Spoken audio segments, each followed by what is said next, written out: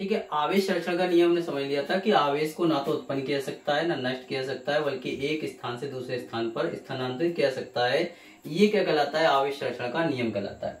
अब हमारा अगला टॉपिक है कूलाम का नियम। क्या है? लॉ ऑफ कूलाम, कूलाम का नियम। अगर बात करें कूलाम के नियम की, तो कूलाम का नियम क्या होता है? किन्हीं दो बिंदु आवेशों के बीच लगने वाला वैद्युत बल F, किन्हीं दो बिंदु आवेशों के बीच लगने वाला वैद्युत बल F उन दोनों आवेशों के बीच के गुणनफल के अनुक्रमानुपाती तथा उनके बीच की दूरी r के व्युत्क्रमानुपाती के बराबर होता है, जिसे कूलाम का नियम कहते हैं। फिर से समझ लीजिए कि इस नियम के अनुसार किन्हीं दो बिंदु आवेशों के बीच लगने वाला वैद्युत बल F उन दोनों आवेशों के गुणनफल के अनुक्रमानुपाती तथा उनके बीच की दूरी r के व्युत्क्रमानुपाती के बराबर होता है, कूलाम का नियम कहलाता है। ठीक है, तो यानी कि कहने मतलब दो आवेश हैं, यहाँ पे दो आवेश हैं, एक पर क्या है प्लस Q1 और एक पे प्लस Q2, दो आवेश हैं और उनके बीच की दूरी क्या है? R है। उन पर एक बल आरोपित कर रहा है, इसका F है।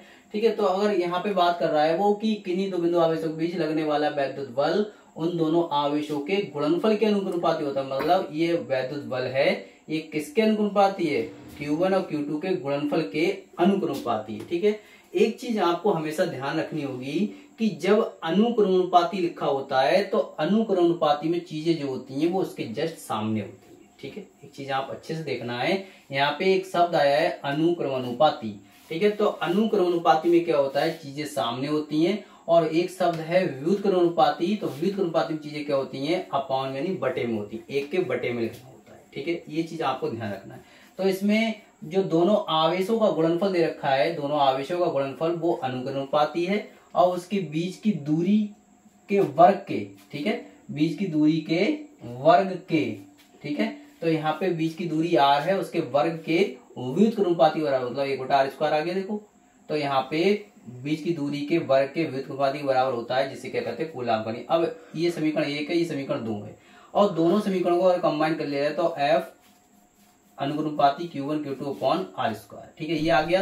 जब ये साइन जो यहाँ पे लगा हुआ है इसको जब हम हटाते हैं तो यहाँ पे एक इन्फिनिटिव वैल्यू आ जाती है, इसको बोला जाता है F बराबर 1/4πε0 k।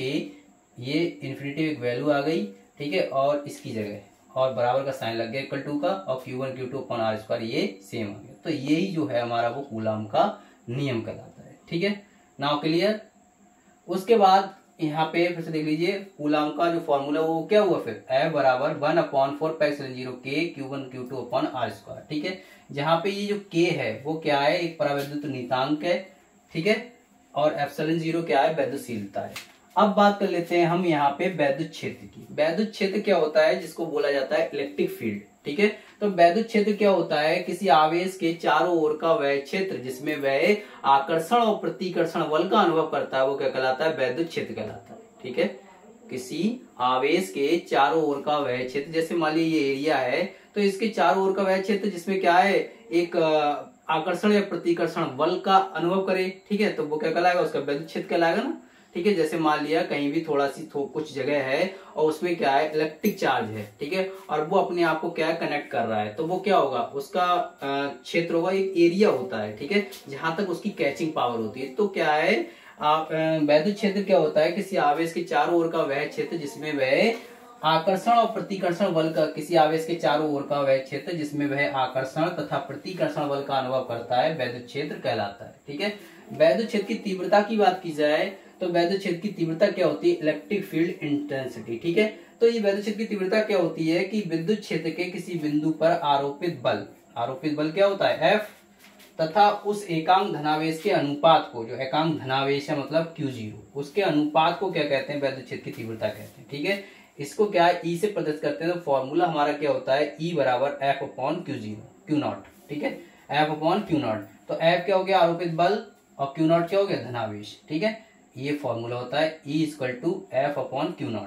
इसका अगर मात्रक की बात की जाए तो वैद्युत क्षेत्र की तीव्रता का मात्रक क्या होता है? न्यूटन प्रति कूलाम। अगर बात की जाए ये कैसी राशि है, तो वैद्युत क्षेत्र की जो तीव्रता है वो एक सदिश राशि है। ठीक है, तो आप क्या है? इसका स्क्रीनशॉट ले सकते हैं। ठीक है, स्क्रीनशॉट ले लीजिए। कूलाम का नियम, वैद्युत क्षेत्र और वैद्युत क्षेत्र की तीव्रता। ठीक है, धन्यवाद।